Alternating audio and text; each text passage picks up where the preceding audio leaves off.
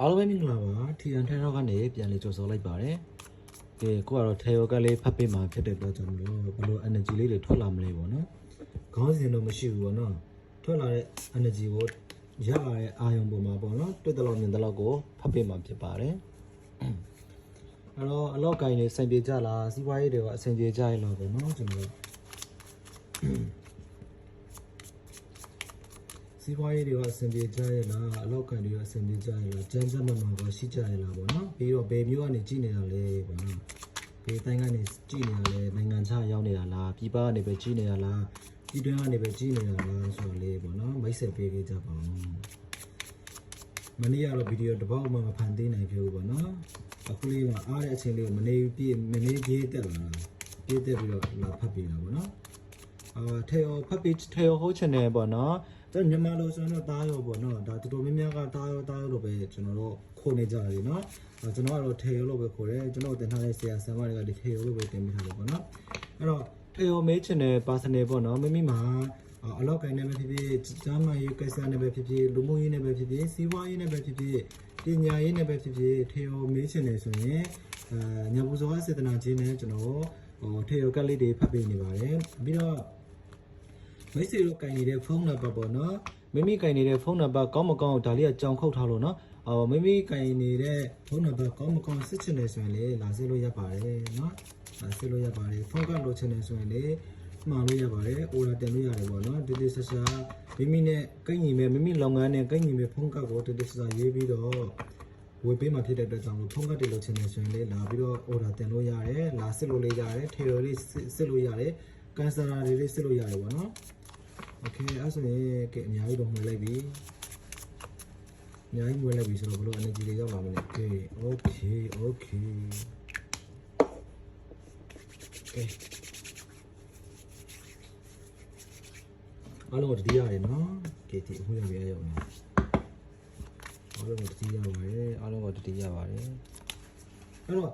့ကတ်လေးကလေအာယုံလေးတစ်ခုပေါ်လာတော့ဘလို့အာယုံပေါ်လာလဲဆိုတော့ကတ်လေးသုံးကဆွဲပေးမယ်ဆွဲရကိုကျွန်တော်က1 2 3ဆိုပြီးတော့ခွဲလိုက်မယ်ပေါ့နော်1ကတော့ဘာညာအဲ့လိုမျိုးဟုတ်ပေးမယ်2ကတော့ဘာ3ကတော့ဘာဆိုအဲ့လိုခွဲပြီးဟိုးလိုက်မယ်ပေါင်းပြီးတော့မခိုးတော့ဘူးပေါ့နော်အဲ့ဒီကနေကိုကြိုက်တဲ့နံပါတ်1ကိုယူမလား2ကိုယူမလား3ကိုယူမလားအဲ့လိုမျိုးလေးရွေးချယ်လိုက်ရအောင်ကျွန်တော်ရွေးထားတဲ့စာရင်ပေါ့နော်ကိုယ်တိုင်ရွေးလိုက်တော့ဒီတစ်ခါနော်1ယူမလား2ယူမလား3ယူမလားအဲ့ဒါလေး comment မှာမှတ်ပေးနော်โอเคအဲ့ဆိုရင်ကျွန်တော်အလေအပေါ်ကတကယူမယ်ပြီးတော့အလေကတကယူမယ်ပြီးတော့အောက်ကတကယူမယ်3ကโอเคဘာရဝစီမွေးဖြန်းလာများပြီလေဆိုတော့ဆိုကောင်းတယ်အဲ့တော့စောနာပြုတ်လို့မျိုးပဲဒါနံပါတ်1ဒါကတော့နံပါတ်2ဒါကတော့နံပါတ်3အလျင်မလို့နဲ့နော်ကရွေးတဲ့အချိန်မှာခဏလေးဖုန်းကိုဗီဒီယိုခဏရထားပြီးတော့ရွေးလို့ရတယ်ပေါ့နော်အဲ့တော့ရွေးလိုက်ပါကိုကြိုက်တဲ့အာယုံလာတဲ့တကတ်ပေါ့နော်အာယုံလာနေတဲ့တကတ်ဘိုးဘီဟာကိုပို့ပြီးတော့ဆွေးငင်အားကောင်းလေတစ်ကိုအားငင်လား2ကိုလား3ကိုလားဘာကိုအားငင်ဘာဆွေးအားပို့ပြီးတော့ကောင်းတယ်လေဆိုတာကြည့်လိုက်ပေါ့နော်โอเคအဲ့ဆိုရင်နောက်ထပ်3စက္ကန့်လောက်ဆိုရင်ကျွန်တော်တို့စပါမယ်1 2 3โอเคဒါကတော့နံပါတ်1เนาะအဲ့ဆိုနံပါတ်1ကိုကျွန်တော်ဖတ်ပြမှာဖြစ်ပါတယ်ဒါကတော့နံပါတ်2ဒါကတော့နံပါတ်3ပါเนาะမရိုးပါဘူးเนาะโอเคအဲ့ဆိုနံပါတ်1တမတွေလည်းဘလို့အချမ်းတွေထွက်လာမလဲโอเคထေရကောင်းတဲ့နမိတ်လေးဖြစ်ဖြစ်ပေါ့เนาะတိတိကျကျမမကန်ကန်နဲ့ energy လေးပြတ်ပေးပါမင်္ဂလာပါဒါလေးကတော့နံပါတ်1သမားတွေအတွက်ပေါ့เนาะဆိုတော့ဗီဒီယိုလေးကျွန်တော်မလိုအပ်တဲ့အပိုင်းလေးတွေဖြတ်လိုက်လို့ပေါ့เนาะအဲ့တော့ဒါကတော့နံပါတ်1သမားတွေအတွက်ခက်လေးကပ်ဖြစ်ပါတယ်ဒါကတော့နံပါတ်2နံပါတ်3ပေါ့နော်နံပါတ်1သမားတွေကလေမြင်တဲ့အတိုင်းပဲကြည့်ပါအောင်ဘယ်လိုမြင်လဲပေါ့နော်ဘယ်လိုမြင်လဲဆိုတော့ဘာသာရေးသမားတွေပေါ့နော်ဘာသာရေးသမားတွေတွေ့ရတယ်တရားထိုင်နေတာလေးတွေ့ရတယ်ပြီးတော့စုတောင်းနေတာလေးတွေ့ရတယ်ပေါ့နော်ပတိစိတ်တာကိုလေးတွေ့ရတယ်ပေါ့နော်အခုရပိုင်းတွေဒီမှာဖြစ်နိုင်ရဲ့ကိုကဒီလိုမျိုးမလုပ်ရင်တော့မှလေဒါကိုရဲ့ဒီအဆောင်6ပုံကိုတွေကကိုကိုလာပြီးတော့တတိပေးကတ်လို့လေးဆိုလို့ရတယ်ကိုအခုရပိုင်းတွေဒီမှာအထိုက်ချဝင်တာပေါ့နော်အထိုက်ချဝင်တာဟုတ်တယ်ဒီမှာနံပါတ်5နံပါတ်5ဆိုတော့နံပါတ်5ပညာရေးကဏ္ဍအရာဆိုရင်လေပညာရေးဖြစ်တယ်ပြီးတော့ဘာသာရေးဖြစ်တယ်ပေါ့နော်ဒီကရဲ့ energy ကဘာသာရေးသမားတွေဖြစ်တယ်နော်ဘာသာရေးကိုအရန်အားကိုးတယ်အားလေးကိုးတယ်လောက်လေးလောက်တယ်ပုံမှန်လောက်တယ်ပတိစိတ်တယ်တရားထိုင်တယ်ပြီးတော့ဒီကျွန်တော်တို့ဘယ်လိုပြောရမလဲတခါတလေကြာရင်လေဒီကောက်ကိုကြက်နေတဲ့ပေါ့နော်လူတွေမိတ်ဆွေများအတွက်ကပေါ့နံပါတ်1ကိုရွေးချယ်ထားတဲ့သူတွေအတွက်ကလေဘာများဖြစ်လဲဆိုတော့တခါတလေအချားမြင်ရတယ်လို့မျိုးပေါ့နော် တခါတလေပုဂ္ဂိုလ်တူကစကားလာပြောတာမျိုးတော့ကြိုသိတာမျိုးတော့ကိုဒုက္ခပေးမဲ့လို့ရှိနေတယ်ဆိုရင်ကြိုသိတာမျိုးတော့တခုခုစိုက်ထဲမှာထစ်နေတာမျိုးတော့အဲ့လိုမျိုးပေါ့နော်အဲ့လိုမျိုးပါဝါတွေရှိတတ်တယ်ပေါ့နော်မြင်တာပေါ့အချားမြင်ဆရာတယောက်လိုမျိုးပဲဘေးရင်ဆရာတယောက်လိုမျိုးပဲကြိုသိတယ်ပေါ့နော်ကိုဒုက္ခပေးမဲ့လို့ပို့ရှိလာပြီဆိုရင်လေကိုကကြိုသိနေတယ်အော်ဒီတော့ကတော့ငါဒုက္ခပေးနေတော့မှလားဒါမှမဟုတ်ကိုကကြိုမသိရင်တော့မှကိုရဲ့အဆောင်ချောက်ပို့တွေကကိုလာပြီးတော့တတိပေးတာပေါ့နော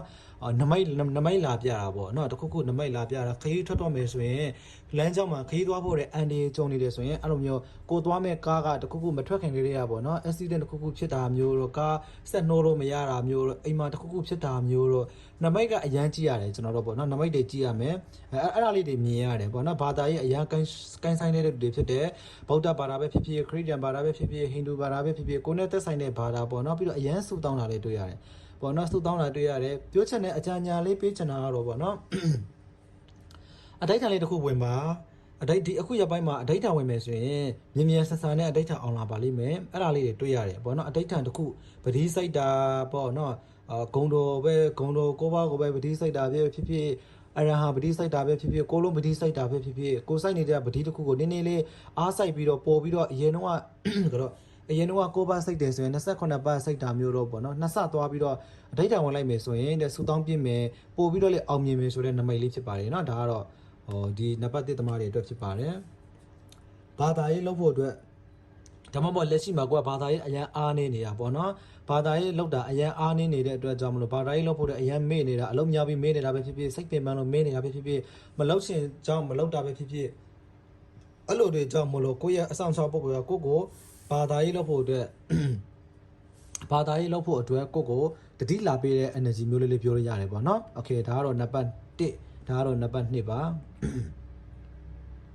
crayon card နံပါတ်2သမားတွေကကြာရင်လေလက်ရှိမှာပေါ့နော်ဘယ်လိုကြုံတွေ့ရမလဲဆိုကျင်းတဲ့အားရမှုကိုရှိနေတာတွေ့ရမယ်ကိုလုံနေတဲ့အလုပ်တွေကိုလုံနေတဲ့စီးပွားရေးတွေပေါ့နော်ကိုတင်တဲ့နေတဲ့ပညာရေးပဲဖြစ်ဖြစ်အဲ့ဒါမှာကိုကလေစူးစမ်းတဲ့အတွက်ကြောင့်မလို့ကိုအားမရမဟုတ်ကိုအားရကျင်းနေတာတွေ့ရတယ်ပေါ့နော်အားရကျင်းတာကိုရဲ့လောက်ရအဖို့ကိုကျင်းနှမှုရှိနေတယ်တချို့တော်များများကကြာရင်ပေါ့နော်ဘာဖြစ်လဲဆိုတော့ရီမန်းချက်အရန်ကြီးမှာတော့ပေါ့နော်ရီမန်းချက်တဲ့အရန်ကြီးမှာတော့ကိုလောက်တလောက်မဖြစ်တော့ကိုအားရကျင်နာမှုမရှိဘူးအဲ့လိုမျိုးလေးတွေဖြစ်တတ်တယ်ပေါ့နော်ဒါပေမဲ့ဒီရဲ့ energy ကကြာဘာမှမရလဲဆိုတော့ကိုလောက်နေတဲ့အရာတွေကိုစူးစမ်းလို့ရလာတဲ့အရာတွေပေါ်မှာပီတိဖြစ်နေတာဝမ်းသာနေတာပေါ့နော်ဝမ်းသာတည်င်းတွေကြားရတာမျိုးတော့တည်င်းကောင်းတွေကြားရတာမျိုးတော့ပေါ့နော်ကိုလောက်တဲ့အတိုင်းဖြစ်လာတာမျိုးတော့ကိုစူးစမ်းထားတဲ့အတိုင်းကိုရဲ့ပန်းတိုင်ကိုရောက်သွားတာမျိုးတော့ပေါ့နော်ကိုကပညာရေးမှာဆိုရင်လေအောင်သွားတာမျိုးတော့ပေါ့နော်ကိုကနိုင်ငံခြားထွက်မယ်နိုင်ငံခြားထွက်ဖို့အတွက်အခက်အခဲရှိနေတယ်ဆိုရင်လေအခုနမိတ်ကြတဲ့အတွက်ကြောင့်မလို့နိုင်ငံခြားထွက်ဖို့အတွက်အောင်မြင်တဲ့တည်င်းတွေကြားရမယ်ဗီဇာအောင်တာမျိုးတော့ဗီဇာအခက်အခဲရှိနေတယ်ဆိုရင်ဗီဇာအောင်တာမျိုးပေါ့နော်ပြီးမှဆိုကိုကျင်းတဲ့အားရစရာတွေတွေ့လာလိမ့်မယ်ရလာလိမ့်မယ်အကျိုးကျေးဇူးတွေခံစားရလိမ့်မယ်ကိုရှစ်ရက်တွေမှာကိုပင်မနဲ့လှုပ်ထားခဲ့တဲ့အရာတွေကပေါ့နော်ပြန်ခံစားရမယ်ဆိုတဲ့ energy လေးဖြစ်ပါတယ်ပီတိဖြစ်မယ်စိတ်ကြည်နမ်းရမယ်ဆိုတဲ့ energy မျိုးလေးဖြစ်ပါတယ်ခင်ဗျာဒါကတော့နံပါတ်2ပါနော်အခုကတော့နံပါတ်3ဖြစ်ပါတယ်အတူတူပဲနံပါတ်1ရယ်နံပါတ်2နဲ့နံပါတ်3ကအတူတူပဲ energy ကအတူတူပဲကိုယ့်ရဲ့လောက်ရပုံမှာစိတ်ကြည်နမ်းနေတာပေါ့နော်စိတ်တွေပို့ပါပြီးတော့စိတ်တွေလေးလံခြင်းမရှိတော့ဘူးစိတ်ဆင်းရဲစရာတွေလည်းမရှိတော့ဘူးကိုပို့ပြီးတော့ခရုစိတ်တယ်ပေါ့နော်အလှပနဲ့ပဲပတ်သက်ပဲပြီးတော့ကျမ်းမာရေးနဲ့ပတ်သက်ပြီးတော့ဒါ1နဲ့3တခါတည်းဟိုးလိုက်တော့မှာပေါ့နော်သူက energy အတူတူပဲမဟုတ်လို့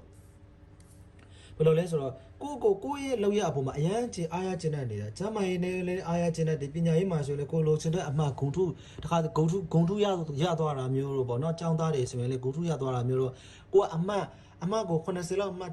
80လောက်မှန်းထားတယ်ဆိုပေမဲ့လေစစ်စင်ရသွားတာမျိုးတော့ပို့ပြီးတော့ရသွားတာမျိုးပေါ့နော်အဲ့လိုမျိုးလေးတွေခံစားရမယ်ပညာရေးနဲ့ပတ်သက်ပြီးတော့လေအလုံးမှာဆိုရင်လေအလုံးမှာပေါ့နော်ရာထုတိုးတာမျိုးတော့ပေါ့နော်ကျင်းနေတာအားရကျင်းနေတာကိုရဲ့လောက်ရပုံမှာဘဒူကဘလောက်ပဲမကောင်းတာပြောဘာပဲပြောကိုရဲ့လောက်ရပုံမှာအရင်ကျင်းနေတာကိုတွေ့ရတယ်နော်ပြုံးနေတာပေါ့နော်စွန်နာကပြောသလိုမျိုးပဲတချို့တော်များကဘလောက်ပ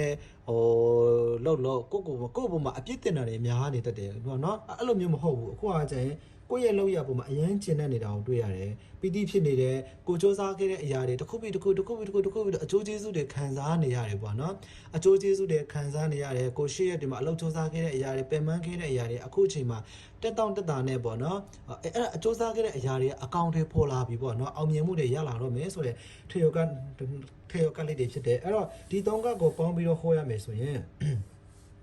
တော့အကြံပေးတာပေါ့နော်နောက်ဆုံး energy ရအကြံပေးတာကတော့အကြံပေးချင်တာကတော့ဘာသာရေးလေးတွေလောက်ပါအဋိဌာန်ဝင်ပါအဲ့လိုမျိုးဘာသာရေးတွေအဋိဌာန်တွေဖိပြီးတော့လောက်လိုက်မယ်ဆိုရင်သူများနဲ့ပို့ပြီးတော့ရှေ့ကိုရောက်မယ်ကိုရဲ့အဆောင်6ပုံကိုတွေကကိုယ့်ရဲ့ဘေးမှာအနည်းကပ်ကိုညီခွင့်ကိုရလာလိမ့်မယ်ကိုလိုချင်တဲ့အရာတွေများကိုတောင်းတလိုက်တဲ့အရာတွေများစူတောင်းနေပြည့်မယ်ပေါ့နော်အလိုလိုစူတောင်းပြေးလာလိမ့်မယ်ပေါ့နော်သူများအဋိဌာန်ဝင်နေဆိုရင်လေစူတောင်းမပြေးတာမျိုးရှိတယ်လေကိုအဋိဌာန်ဝင်လိုက်တယ်နဲ့ချက်ချင်းကြီးတိတတာကြီးနဲ့ကိုအဋိဌာန်အောင်မြင်လာလေးတွေတွေ့ရမယ်ပေါ့နော်အဲ့တော့ဒီဗီဒီယိုကိုကြည့်နေတဲ့မိတ်ဆွေများကိုအကြံပေးချင်တာကတော့ဖြစ်နိုင်ရဲ့အခုဒီနေ့ဒီဗီဒီယိုကိုမြင်တဲ့နေ့ကနေစပြီးတော့အဋိဌာန်တစ်ခုပေါ့နော်အဋိဌာန်တစ်ခုကိုအဋိဌာန်လောက်လိုက်ပါဝင်လိုက်ပါအဲ့လိုမျိုးဆိုရင်ကိုဖြစ်ချင်တဲ့ဆန္ဒအတိုင်းတိတအောင်မြင်ပြီးတော့ကိုယ့်ရဲ့အဆောင်ပုံကိုတွေကကိုညီစောင့်ရှောက်ပါလိမ့်မယ်လို့ကျွန်တော်မြင်ရပါတယ်တကယ်လို့ကိုကထေယောကလေးဟိုးချင်တယ်မေးချင်တယ်ဆိုရင်Facebook ပေးမှာလေးလာမေးလို့ရတယ်YouTube ကနေကြည့်နေတဲ့မိတ်ဆွေများလေးပေါ့နော် Facebook မှာထီရန်ထိုင်တော့ပေါ့နော် Facebook နာမည်ရောဒီ TikTok နာမည်ရော YouTube နာမည်ရောအကုန်လုံးအတူတူပဲ YouTube မှာလေးလာကြည့်လို့ရပါတယ်အကုန်လုံးပေါ့နော်အကုန်လုံးမှာဒီဗီဒီယိုတင်ပေးမှာဖြစ်တဲ့အတွက်ကြောင့်မလို့လိုင်းကောင်းတဲ့နေရာကနေလာအားပေးလို့ရပါတယ်ခင်ဗျာထေယောမေးချင်တယ်ဆိုရင်လာမေးလို့ရတယ်ဖုန်းနံပါတ်စစ်ချင်တယ်ဆိုရင်လည်းဖုန်းနံပါတ်စစ်လို့ရပါတယ်เนาะကျေးဇူးအများကြီးတင်ပါတယ်ကျမ်းမှာချမ်းသာပြီးတော့ပေါ့နော်ခொနည်းသားသမီးများအားလုံးအဆင်ပြေကြပါစေလို့လည်းဆုတောင်းပါတယ်ခက်ခဲနေတဲ့အခက်အခဲကနေအများဆုံးလွတ်မြောက်ပြီးတော့အခုပြထားတဲ့ထေယောနံပါတ်အတိုင်းပဲထေယောကပြထားတဲ့နံပါတ်အတိုင်းပဲစကားထစ်နေတယ်ပေါ့နော်နံပါတ်အတိုင်းပဲကိုမှရှိနေတဲ့အဆောင်ရှောက်ဖို့တွေကကိုစောင့်ရှောက်ပါစေပေါ့နော်အကူအညီပေးကြပါစေငွေတွေဝင်ကြပါစေစီးပွားရေးတွေအဆင်ပြေကြပါစေကျန်းမာရေးတွေလည်းအဆင်ပြေကြပါစေလို့ကျွန်တော်ဆရာထီယွန်ကနေဆုတောင်းပေးလိုက်ပါတယ်ကျေးဇူးအများကြီးတင်ပါတယ်